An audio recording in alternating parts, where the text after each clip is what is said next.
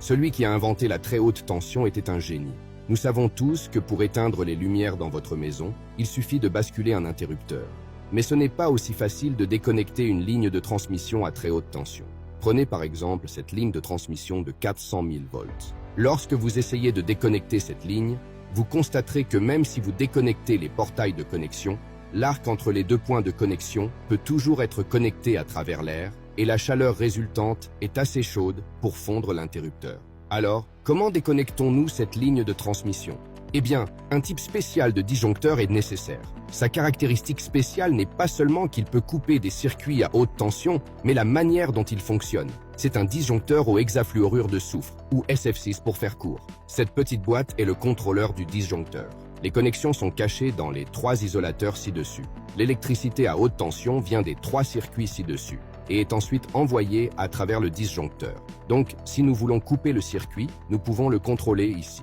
À l'intérieur des isolateurs, nous pouvons voir qu'il y a un mécanisme de déconnexion. En haut, il y a une tige de cuivre solide qui est maintenue en place. En dessous, il y a un tube de cuivre creux qui peut être déplacé. Il y a aussi un mécanisme en dessous qui déplace le tube vers le haut pour connecter toute la ligne. Alors, comment les déconnectons-nous? Afin de déconnecter la ligne à haute tension, nous devons utiliser le contrôleur mentionné ci-dessus. À l'intérieur de ce contrôleur se trouvent 2 ressorts, tous deux actuellement chargés. Il y a un loquet qui verrouille le levier. Sous le loquet se trouve le système de plongeur et le relais qui y est connecté. Lorsqu'une faute se produit dans la ligne, le courant à haute tension sera anormal.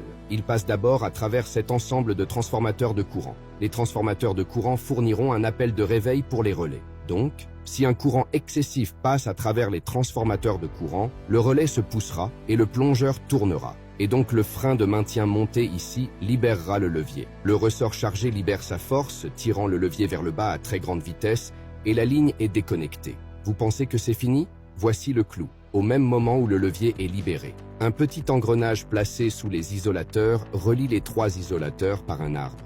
Lorsque le ressort est abaissé, la tension du ressort agit sur l'arbre. En même temps, l'arbre est connecté à ce contact d'arc, il est isolé pour empêcher l'arc d'être attiré vers le bas, et il est connecté au contact ci-dessus. Ainsi, le long de ce chemin, le cylindre monté ici se déplace vers le bas. Mais à l'intérieur du cylindre se trouve un piston complètement fixe. Le cylindre et le piston sont remplis de gaz hexafluorure de soufre à une pression de 2,8. Lorsque le cylindre se déplace vers le bas, le piston commence à comprimer le gaz. En comprimant le gaz, il atteindra une pression de 14,2. Les tubes de cuivre commenceront à se détacher des tiges de cuivre. Et une fois les contacts séparés les uns des autres, un arc électrique puissant sera créé. Mais le piston augmente la pression du gaz à tel point que le gaz hexafluorure de soufre commencera à apparaître entre les 2 contacts. L'hexafluorure de soufre est fortement électronégatif. Il commencera donc à se convertir en ions négatifs, qui sont plus lourds que les électrons. Par conséquent, sous son poids, le taux de migration des ions négatifs diminue et l'arc sera progressivement éliminé. En raison de l'augmentation de la pression et de la température du gaz, l'hexafluorure de soufre peut être converti en liquide. Par conséquent, un conducteur de chaleur est installé sur le côté pour l'empêcher de se transformer en liquide. Car si le gaz devient liquide, le circuit conducteur liquide ne sera pas déconnecté. Le disjoncteur est maintenant déconnecté. Mais il y a encore un certain risque car la distance entre les contacts du disjoncteur est très petite. Nous devons donc fermer manuellement l'interrupteur de déconnexion à l'arrière pour fournir une double garantie de sécurité. Une question m'est venue ici. Comme un courant d'eau normal et rapide, lorsqu'il est soudainement déconnecté, il crée une vague de reflux. Le courant fait-il la même chose? La réponse est oui, car lorsqu'une ligne de courant à très haute tension est soudainement interrompue, cela met beaucoup de pression sur les contacts du disjoncteur. Le courant sera réfléchi depuis les contacts du disjoncteur. Ce courant est si fort qu'il peut déstabiliser un générateur ou même endommager un transformateur. Donc, normalement, les lignes de transmission d'énergie ne sont pas déconnectées, sauf en cas d'urgence ou de panne majeure. Si nous devions refermer le disjoncteur maintenant, ce ne serait pas facile car le ressort a été relâché. Pour fermer la ligne à nouveau, un autre relais est installé ici. Ensuite, un signal est envoyé à ce relais depuis le tableau de commande.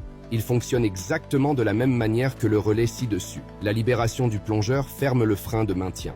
Une fois libéré, la force du ressort de fermeture agit sur cette came et la fait tourner à grande vitesse. La broche de la came exerce une force sur le levier, qui à son tour charge le ressort de ce côté. Ainsi, la ligne est à nouveau fermée. Le ressort qui déclenche le voyage ne peut être alimenté que par le ressort de fermeture.